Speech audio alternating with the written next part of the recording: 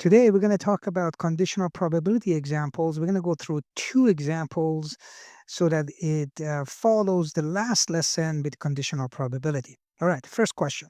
Let two coins be tossed. Probability of getting ahead is 2/3, and probability of tail is 1/3. What is the probability of two tails given at least one is a tail?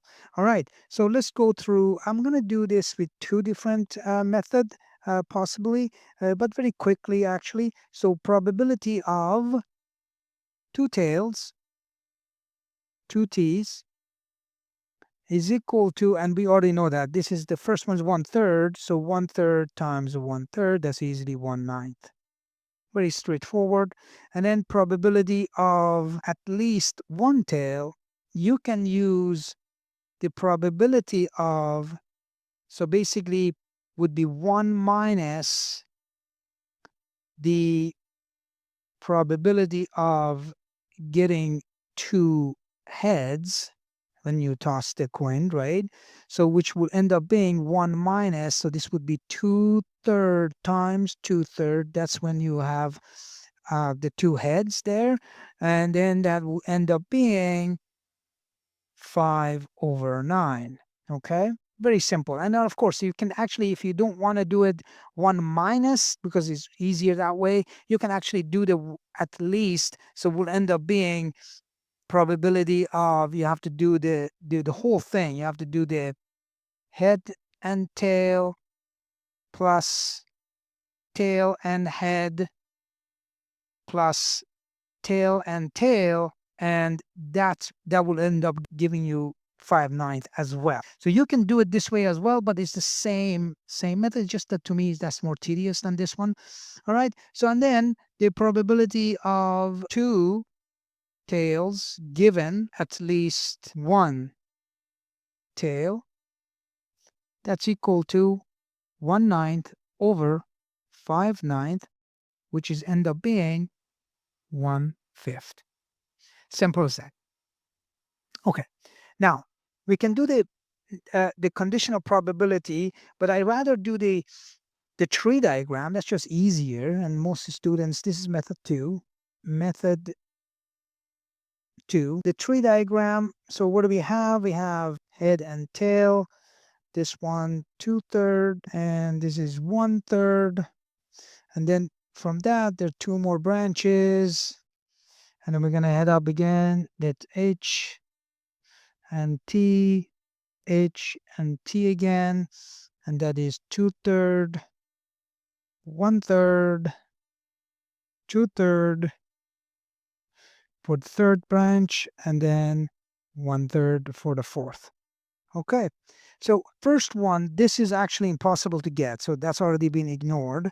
But the next one, we have to multiply 2/3 times 1/3, 2/3 times 1/3, which is 2/9, and then we do the same thing here, 1/3 times 2/3, same 2/9, and then last one, 1/3 times 1/3. That's our two t's, so that will give us 1/9. And then we'll take the fourth branch, which is right here, and divide it by the total.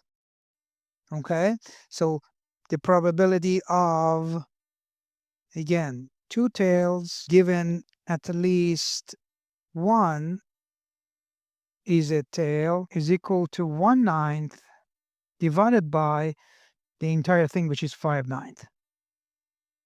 Okay, so the entire thing is 5/9 when you add them, which the answer will be 1/5.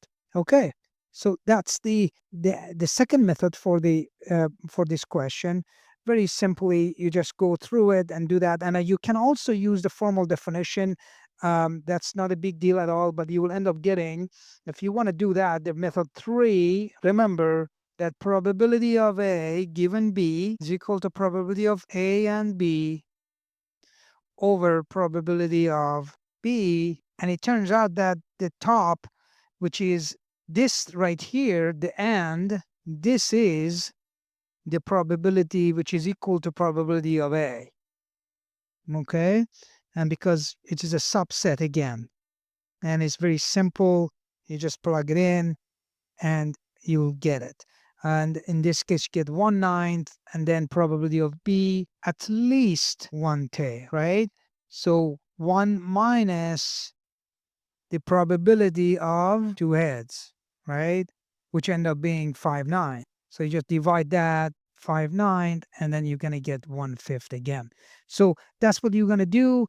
You have three methods to work through, whichever you feel comfortable. Okay, let's look at another question. When rolling a pair of dice, what is the probability of getting 2 3s if it is known that at least one of the dice is a 3?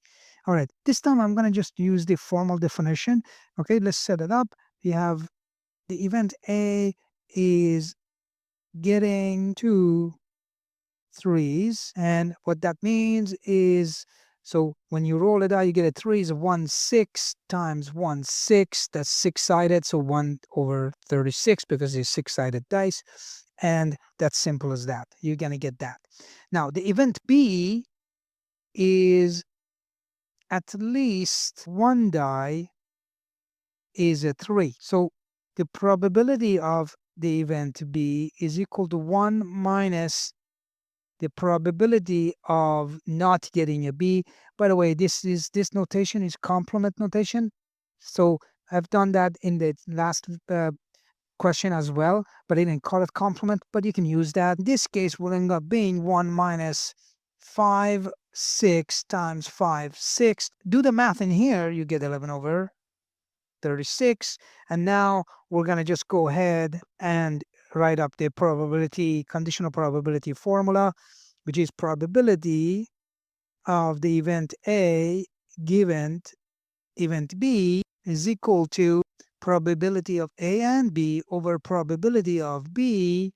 But remember, A already is a subset of B. You can see that, right? Getting 2 3s is part of this set B here. So in here, we just have to do probability of A divided by probability of B, and 1/36 divided by 11/36, which end up being 1/11. And that is the answer to this question. You can do it in an intuitive way. Draw the table of the die A and die B, the two dies, and then when you have that set up, which you will end up having 36 squares, and you notice that there are only 11 possibilities, and out of the 11 possibilities, one of them could be 3 and 3, no other ones, and that's another way of doing that. All right, until next time, keep at it and check out the next video in the series.